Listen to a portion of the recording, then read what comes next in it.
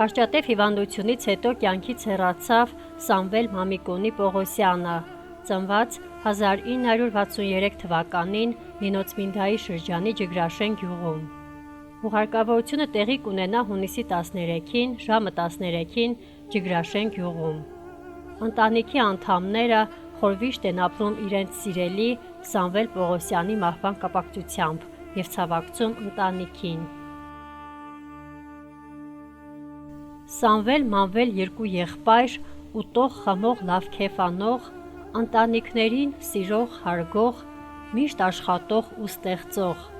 Ջանք ու եռանդ չխնայեցին, շատ տարիներ աշխատեցին, իրանց մասին չմտածեցին։ Արևը թողին ու գնացին, հոգիներիդ խաղաղություն, ընտանիքներիդ համբերություն։